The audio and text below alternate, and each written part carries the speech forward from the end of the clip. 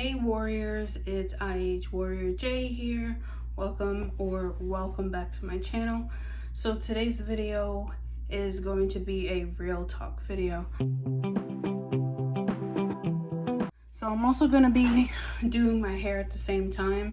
It's pretty late. I have work in the morning, so this is hopefully not going to take long, but I just wanted to kind of real talk here and also update you guys on my main condition that I do post about. I feel like I haven't posted about that in a minute, and I haven't really been posting videos. I don't know, I think the last video was like last week or the week before that. It was like my iron infusion or something like that. So I have those last 3 weeks should be coming up. The 4th and the 5th week are going to be put together because the 5th week went smooth and easy and everything. The 3rd week was very challenging, and the 4th week there was a little complication, a little confusing, but everything's fine. Excuse this pimple right here. I just got off my period, so yeah, I'm breaking out.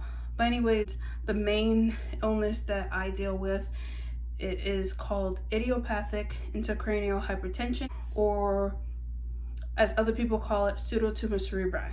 So I'm working right now, but I kind of wanted to talk a little bit about working with idiopathic intracranial hypertension or working with a chronic illness. Also update you guys on how I have been dealing for the past week. This is my 2nd week of work, and I'm just gonna let you guys know how my health has been doing while I do my hair, because I'm gonna try to do my hair to talk about IH. This is the main chronic illness I deal with every single day. So I just wanted to talk about it and inform you guys like what's been going on. And I'm gonna do a separate video where I have some questions that a lot of people ask me about, like spinal taps and just more in depth of like spinal taps and things like that. So I'm trying to get more videos out, but because I'm working and I'm also a student, I go to college, it's very hard. So anyways, first of all, what is idiopathic intracranial hypertension? For people that this is their first time watching this video, it is high pressure in the brain. So what my body does, and many people that also get diagnosed with this, is their body produces too much CSF fluid, which is cerebral spinal fluid. You have cerebral spinal fluid going up and down all through your spine, all the way up to your brain. But for some unknown reason, we don't know why, it's very rare, we don't know why it happens. There are some things up in the clouds like birth control or weight or being a woman, but everything's up in the clouds. They're trying to do some research. They do more research in the UK, but it's basically too much CSF fluid in our brains, which can cause seizures, can cause us to black out or pass out, like faint, things like that. We can permanently or not permanently, I don't know the other word for it, to lose our eyesight, maybe just a couple of seconds to a couple of minutes. Sometimes our eyesight just goes completely black. I had that happen. I've had passing out spells. I still do have that on my bad days, and also sometimes on my good days as well. Like, it really depends, everybody's different. So yeah, I kind of just wanted to talk about that. That's what it is. If you want to know more about it, I should have a playlist or something like that, but that's kind of like a shorter version of it. If you want to, sorry, I'm tired, like I said, but if you want a shorter version, then there is my playlist that I have. It's called IH or pseudotumor cerebri playlist or something like that. You guys can find it on my page or whatever. But I kind of wanted to talk a little bit about first working with a chronic illness such as pseudotumor cerebri. So a lot of people don't know pseudotumor cerebri. People don't know what pseudotumor cerebri is. I have a medical bracelet, so it lets me know. I also have other medical conditions. So if anything happens, like me passing out, or I have an asthma attack or anything like that, my medical bracelet shows that I do have medical conditions. And I also take a medical bag with me wherever I go, especially working now. It is very important that you should have any type of label if you really need it, like a medical bracelet like I do. This is my medical bracelet, or a medical bag, or say that you do have a condition. Or I've seen some people, they have like a badge. I might get that because I also have a badge for work, so I might get that also you can hang on your neck that says I have this condition, and then in the back it says what to do in emergency or what it is. I'm actually thinking about getting that, but for right now I have my medical bracelet, and I also let people know, people that I'm going to be working around, I let them know that I do have a condition. Some days are better than others, and sometimes I will let you know if I'm having a good day. Some days I have a bad day. Today I had an especially bad day just with my health overall. So yeah, it's very important to have some type of thing that says, like, if you have a real, like, if you have like a medical condition and you want other people, like work people or family members or friends, to know that you have a medical condition, you can get a medical ID bracelet. This is actually a medical ID bracelet. I have a video of unboxing it. This I don't remember, I think this was probably like $50 or $60, but it's very good quality, and they have like the buckle here and everything. I have my medical information. I also have the little medical symbol or whatever.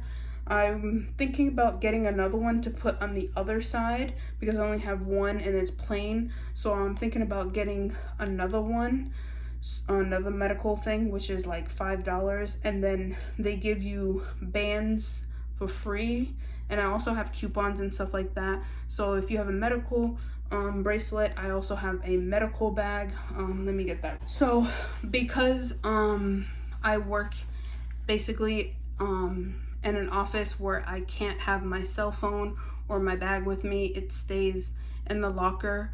I have my medical bag. So basically this is my oximeter, but it's also to check my heart rate because I have asthma, and I also have fainting spells where sometimes I faint if I'm sitting too long or standing for too long or any type of way.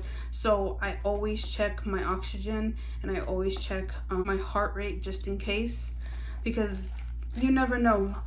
My body gives me enough time to sit down or to stand up if I'm having an asthma attack. The signs when I have an asthma attack is the back of my lungs start hurting, and I know I can use my emergency inhaler. And then when I feel like I'm gonna pass out, I get very sweaty, shortness of breath, and I get a lot of pressure right here in the middle of my chest. So that's when I know I have to sit down or stand up, kind of just relax my body. I don't really have a way to kind of help with the high heart rate. If I'm sitting for too long, sometimes getting up and kind of walking around does kind of help. If you move around, it kind of does help move the blood to back up to your brain and to your heart. And if you're standing for too long, it's the opposite. You sit down or you kind of lay flat, but it's kind of hard to lay flat, especially due to COVID. And where I work, I have a chair where I can at least lean back a little bit, and if I need to, I can kind of elevate my legs so that the blood pulls back up to my heart and to my brain. So that's my oximeter. But I also have this. It says I have asthma inhaler inside, and then in the front, you can clearly tell this is a medical bag. So I have all my medications in here, my emergency medications, my emergency inhaler, just Tylenol, just in general.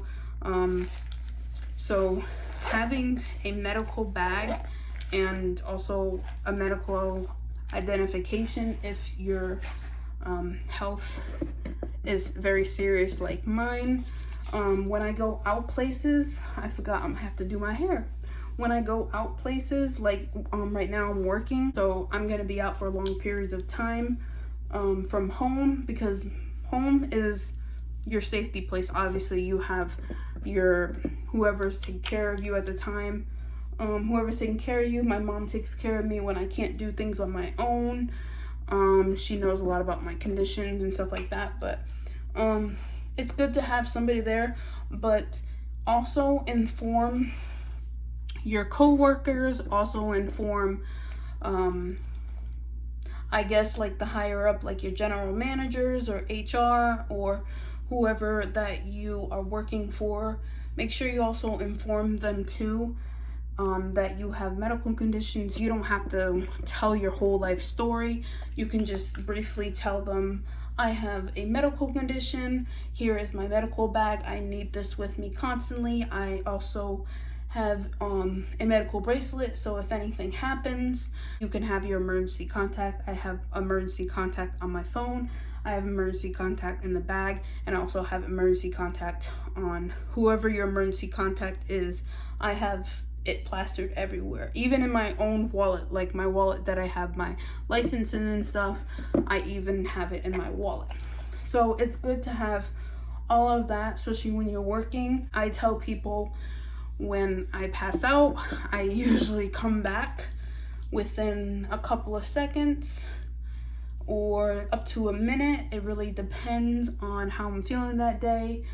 And if I'm having a bad health day, I usually let my coworkers and people around me know. Like today, I was having a really bad health day. And speak up. Like if you're having a bad health day, speak up. People should understand. You don't, like I said, you don't have to tell them your whole life story. Sorry, I keep changing the camera. I'm trying to see my hair. You don't have to tell them. Where is my hard brush? You don't have to tell them. You don't have to tell them your whole medical history. Like that is your private information. Just say, hey, I have medical conditions that require me to do this or do that. Here's my medical bracelet. If you need my emergency contacts on here, I have a medical bag. You can give them a brief description of what to do in case something does happen. If you want to, I always do, because you never know what's gonna happen. So, but I'm gonna burst. So just remember, if you have a medical condition that you're able to work somewhat and you have permission to work from your doctors and things like that, make sure you have those indicators.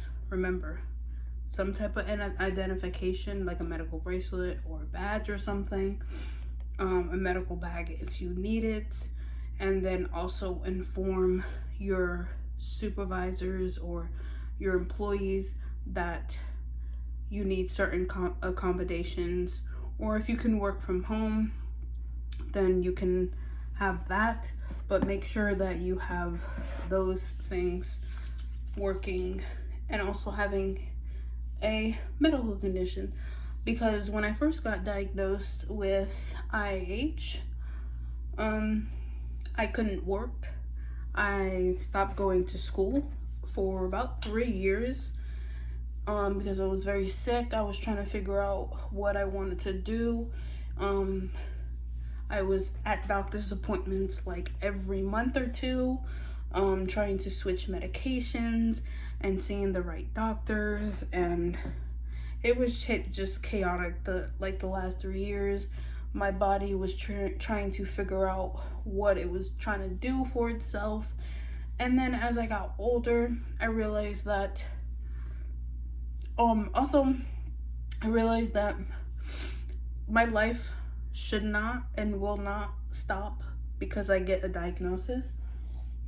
And also another thing is that I just can't let my health control me anymore. I signed up for school.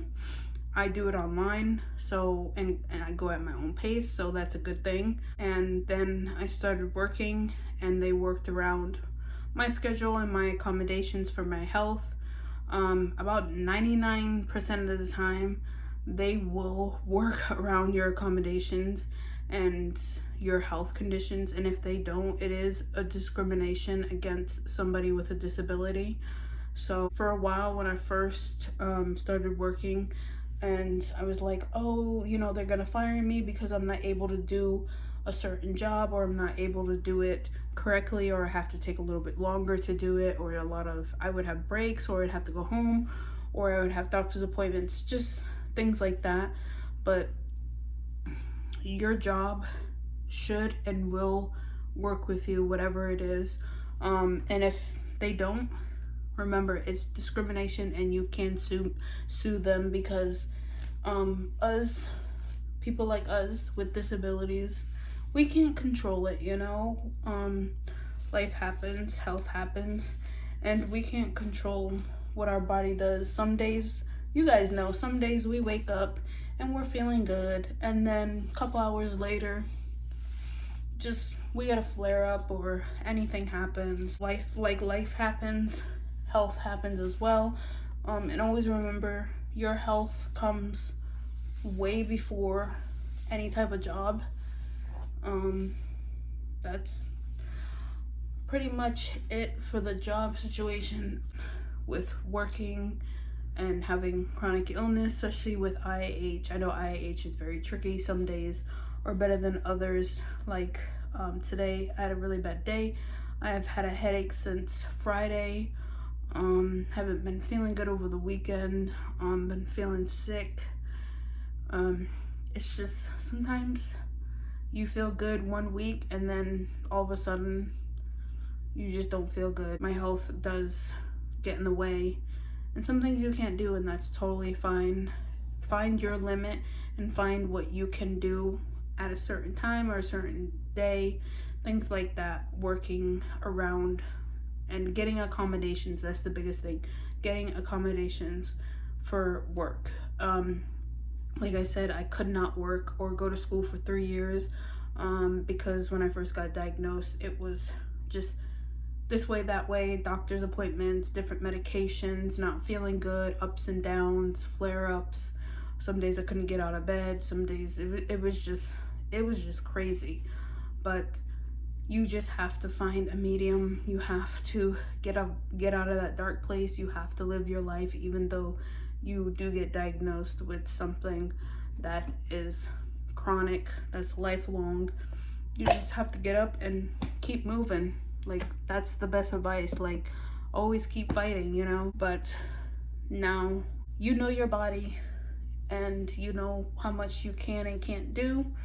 So make sure you just limit it. And every day is a different day. Every day is a new chapter. So yesterday you might had a hard day, but that doesn't mean the next day or the following week will be a hard week. You just have to go with your body and go with your flow, and people around you have to just also be accommodating. And if they can't, then that's their problem. You never know, sometimes your health, chronic illness can take a turn. One day you'll be fine, one day, and then the next you're just like, yeah. So ever since the weekend, since like Friday, after my first week of work, I think it's just because I'm working now, so it is taking a toll on my body. But you know, we gotta make life, we gotta make money, we gotta live our lives. And that's pretty much it. It just takes a toll. Just remember, like, our bodies are fighting a war, and then we want it to function on top of our bodies doing what it does, and it's not fun. It's hard work. Our body's already doing overtime, producing too much CSF fluid or whatever your condition. Your body just does too much. So yeah, I think my body does too much. I also started exercising again, so that might be another thing. So I cannot even see the top of my head. There we go. So yeah, as of today, I started back on my Diamox.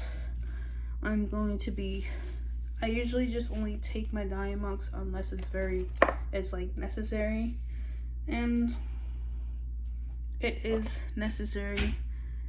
When you live in a body for so long with a diagnosis, you can tell you can read your body very well. So I know my body better than anybody else, from doctors and therapists and family and friends. And if you feel like you need to go see your doctor, or you need to go back on a certain medication that you got off of after a while, do it. You know, there's no harm, no foul. So that's what I'm doing, starting back on it today, and see if it will help. I think that's pretty much it. So I just wanted to make that video, kind of real talk, to kind of tell you guys like the accommodations and maybe working with a chronic illness, like working an actual job with chronic illness. I think I'm gonna title it like that, real talk, working with a chronic illness, or something like that. But I'm actually going to end it here. I'm pretty much done with my hair. All I'm gonna do is just braid it in 3 braids, and then braid those 3 braids together and make a big braid. I was gonna do something fancy, but I'm too exhausted to do anything like that. Some days I don't even do my hair, but I was sweating a lot today.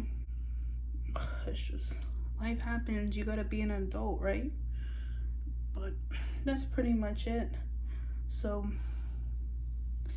anyways, thank you guys for watching. Please like, comment, and subscribe, and leave me questions down in the description box, or not description, the comments, or you can DM me on my pages that I have down below, any questions you have, and I will try to get back to people.